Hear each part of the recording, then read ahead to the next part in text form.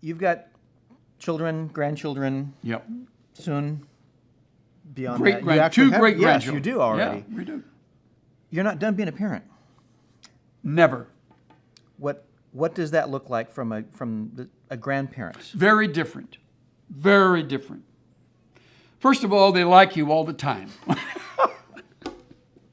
You know, I tell grandparents, unless you're Charles Manson, they're going to think you're the greatest thing. They may even like you if you're Manson. Kids are amazing. When they find out you're the grandparent, it's almost magical, Dave. Now, I don't mean there's never a conflict or you don't have to say anything. First of all, the great thing is they always get to go home. You know, that's fun. But getting serious here, I think grandparenting provides you with the privilege of helping the kid know what great parents he has. Mm-hmm. Yeah. We deliberately do that. Do you realize how great your mom is? Well, I've kind of had problems with it. Well, listen to me. Let me tell you what she's done. And you don't even know this, and you tell her. Or let me tell you about her as a little girl. And here's a grandparent really helping kids know how great the parents are. Here's another one.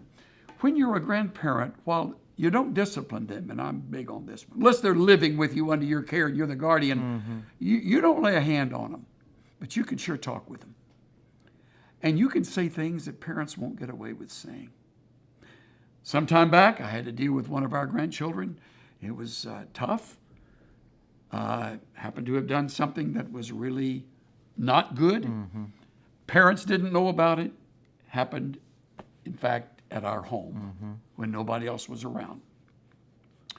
I brought in his parents and no one else. And we closed the front door and we sat down and I showed the evidence of what had happened. And I looked him straight in the eye and I said, what on earth were you thinking? Furthermore, who else was involved in this? Well, it was a come to Jesus meeting, man, and it was some tears and the parents' jaws are dropping open. I could have just told the parents, but I decided, you know what, I'm going to do what I've never done before. I'm going to step in as a grandparent. And I remember saying,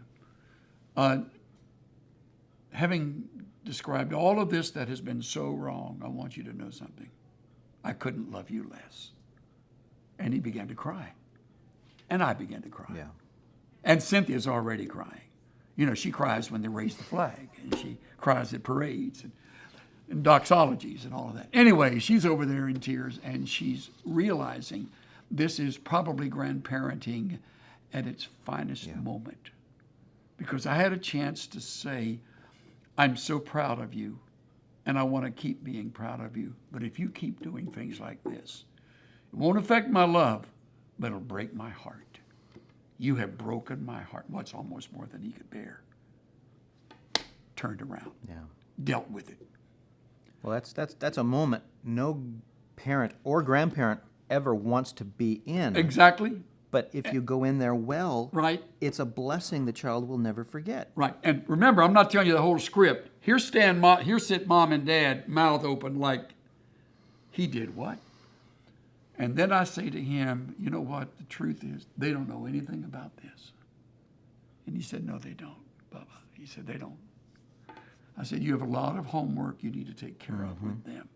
And with that, his mom and dad said, let's go.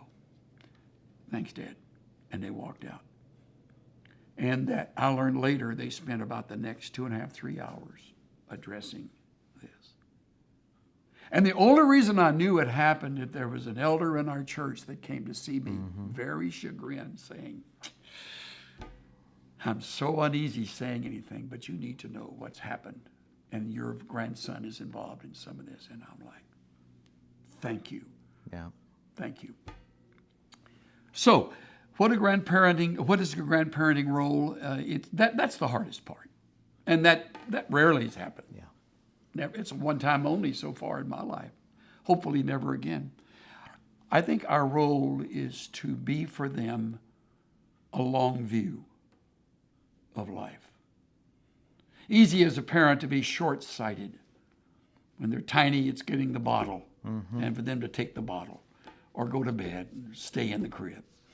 When they're a little older, it's get the homework, and it's short sight. With a grandparent, I'm not concerned about homework.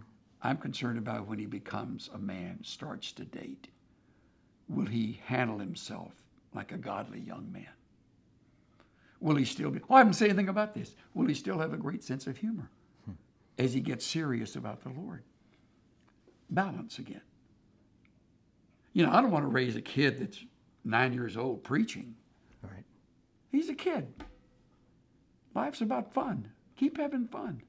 And when he reaches 15 and things get a little more complicated, don't lose your sense of humor. Sense of humor is defined as those that are able to laugh at life and laugh at themselves very freely and easily.